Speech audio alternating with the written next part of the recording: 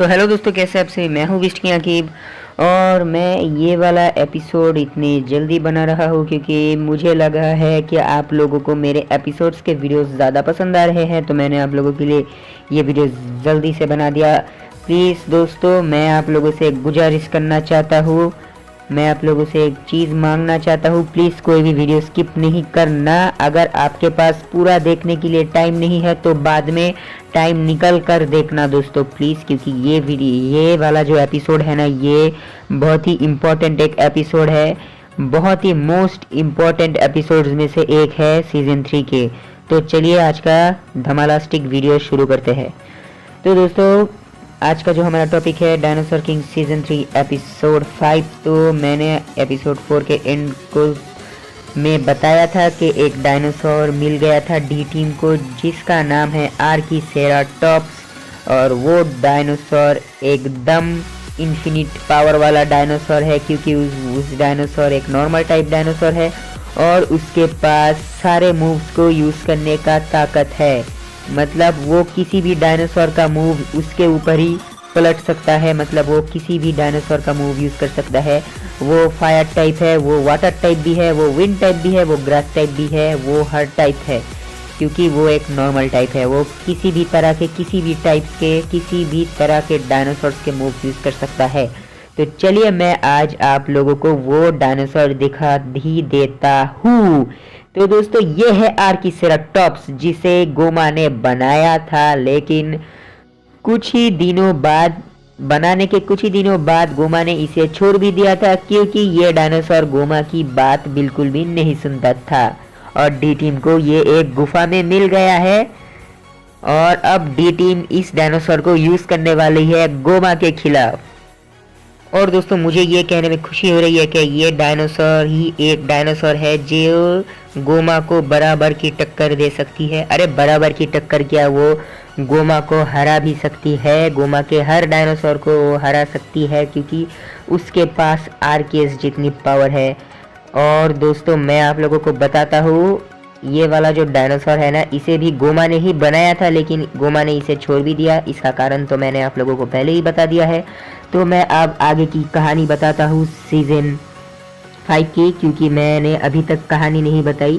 तो गोमा तो वहाँ पे अपनी रिसर्च करता है, और जो डी टीम होती है वो अपने इस वाले डायनासोर को बना लेता है, बना नहीं ढूंढ लेता है डी टीम। तो दोस्तों, इस डायनासोर को ढूंढने के बाद डी टीम इस डायनासोर को पकड़ भी लेता है, लेकिन दोस्तों, डी टीम ने इसे पकड़ तो लिया, लेकिन डी टीम ने जो इस बार जो हुआ ना, ये एकदम एक बैड न्यूज़ है आप लोगों के लिए। सीजन 5 का ये बहुत ही एक इम्पॉर्टेंट एपिसोड है, प्लीज़ कोई भी स्किप मत करना। तो मैं आप लोगों को बताता हूँ तो आगे क्या हुआ। तो उन्होंने इसे पकड़ लिया, लेकिन कैसे पकड़ा ये मैं आप लोगों को बताता हूँ। उन्होंने इसे नहीं पकड़ा, बल्कि ये खुद ही आकर उन लोगों के सामने कार्ड में कन्वर्ट हो गया, क्योंकि इसे एक चोट लगी थी। लेकिन दोस्तों, मैं आप लोगों को एक बात बताना चाहता हूँ, डी टीम ने अपने डायनो होल्डर्स का यूज़ किया इस डायनासोर्स को कार्ड से निकालने के लिए। लेकिन आप लोगों को तो पता ही है, डायनासोर जिस टाइप का है उसी टाइप का डायनो होल्डर चाहिए उसे निकालने के लिए। तो दोस्तों, डी टीम के पास थंडर डायनो होल्डर है, विंड डायनो होल्डर है, ग्रास डायनो होल्डर है, लेकिन डी टीम के पास नॉर्मल टाइप का डायनो होल्डर नहीं है। तो ये जाहिर है कि डी टीम इस वाले डायनासोर को, मतलब आर्किसेराटॉप्स को, अपने डायनो होल्डर से नहीं निकाल सकता। लेकिन ये बात उन लोगों को नहीं पता थी, और जो मैक्स है उसने अपने डायनो होल्डर पर आर्किसेराटॉप्स को निकालने की कोशिश की, लेकिन उसका डायनो होल्डर ब्लास्ट हो गया दोस्तों। और वो कोई ऐसा वैसा मामूली ब्लास्ट नहीं था, वो जो आर्किसेराटॉप्स का कार्ड है वो इतना ही पावरफुल था कि उसमें उस डायनासोर कार्ड को स्लैश करने से इतनी बड़ी विस्फोट हुई कि डी टीम बहुत दूर जाके गिरी दोस्तों। और जहाँ पे ये विस्फोट हुआ वहाँ पे एकदम बड़ा सा एक गोल एक छेद हो गया दोस्तों। और डी टीम बहुत ही दूर जाके गिरी। तो इसके बाद डी टीम बेहोश हो गई और जब डी टीम को होश आया तब उन्होंने देखा कि वो तीनों डी लैब पर है और उन्हें बहुत चोट आई हुई है और वो जो डायनो कार्ड है वो एक कैप्सूल के अंदर है दोस्तों। तो रीस ने इसके बाद फैसला किया कि रीस इतने डायनो होल्डर्स रीस बना सकती है, तो रीस नॉर्मल टाइप डायनासोर्स को बाहर निकालने के लिए भी नॉर्मल टाइप का डायनो होल्डर बना सकती है। रीस को ये लगा था और रीस ने नॉर्मल टाइप का डायनो होल्डर बनाने की कोशिश करना शुरू कर दिया। और दोस्तों तभी एक भयानक सी बात मैं आप लोगों को बताने जा रहा हूँ। गोमा ने जो अपना ईओकार्चेरिया है ना, उस ईओकार्चेरिया को ओमेगा आर्मर के साथ अपने शहर पे छोड़ दिया। अब दोस्तों एक बात बताता हूँ, या यहाँ पे एक बहुत ही मज़ेदार फैक्ट है, तो कोई भी स्किप मत करना। गोमा ने ओमेगा आर्मर के साथ अपने ईओकार्चेरिया को तो छोड़ दिया शहर पे तबाही मचाने के लिए, और ईओकार्चेरिया ने तो तबाही मचा भी दिया था। लेकिन एक मज़ेदार बात ये है कि तभी जो आर्किसेराटॉप्स का कार्ड है ना, वो कैप्सूल से नीचे गिर गया। और वो कहाँ पे गिरा मैं आप लोगों को बताता हूँ।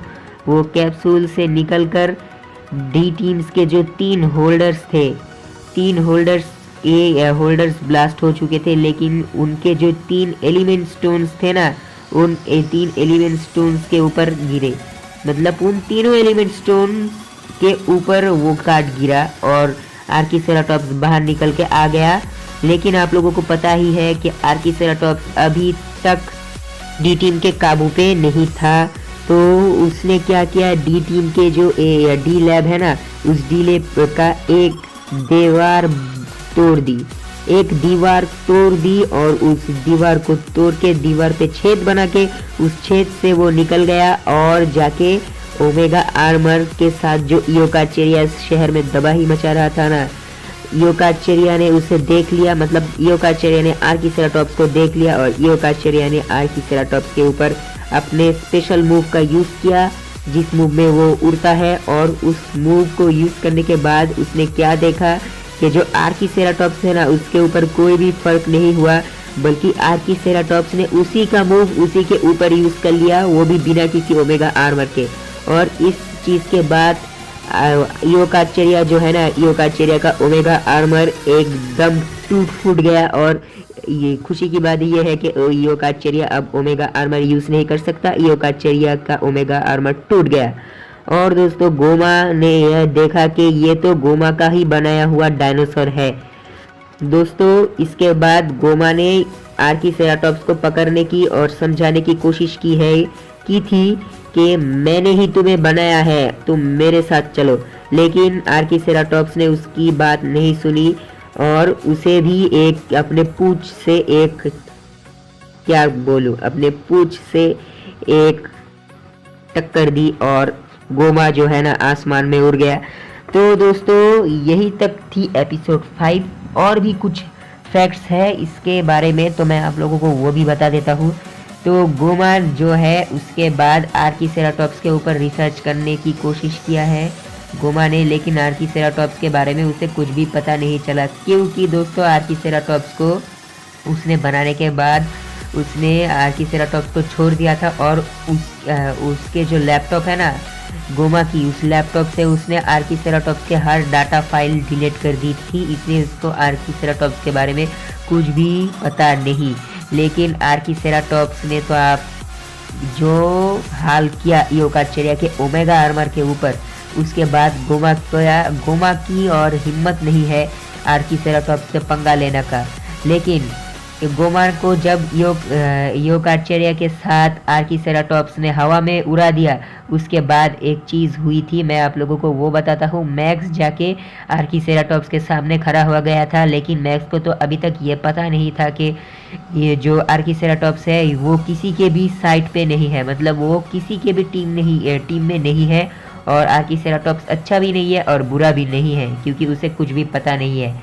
तो दोस्तों उसने मैक्स को भी, जाहिर है मैक्स को भी मार दिया और अपने पूंछ से, और मैक्स जाके दूर जाके गिरा। और उसके बाद आर्किसेराटॉप्स खुद ब खुद ही फिर से कार्ड में कन्वर्ट हो गया। तो दोस्तों कार्ड में कन्वर्ट होने के बाद आर्कीसेराटॉप्स को मैक्स रेक्स और जोई ने फिर से कैप्सूल में बंद कर दिया और रीस फिर से आर्कीसेराटॉप्स के लिए एक नॉर्मल डायनो होल्डर बनाने की कोशिश में जुट गई। और दोस्तों इसके बाद जो हुआ मैं आप लोगों को बताता हूँ। मैंने आप लोगों को सीज़न 3 के एपिसोड 5 में 5 तो ये है, एपिसोड 4 में ये बताया था कि दोस्तों मैक्स के साथ आर्कीसेराटॉप्स की एक बॉन्डिंग क्रिएट हो जाती है। तो वो बॉन्डिंग कब क्रिएट होती है मैंने अभी तक आप लोगों को नहीं बताया। तो मैक्स के साथ आर्कीसेराटॉप्स की बॉन्डिंग क्रिएट होती है एपिसोड 6 में। और अगर आप लोग एपिसोड 6 देखना चाहते हो तो मेरा लाइक एम है 30, आप लोग लाइक एम कंप्लीट कर दो। और मेरे नेक्स्ट वीडियो के आने के तक गुड बाय और सब्सक्राइब करना मत भूलना। Good bye.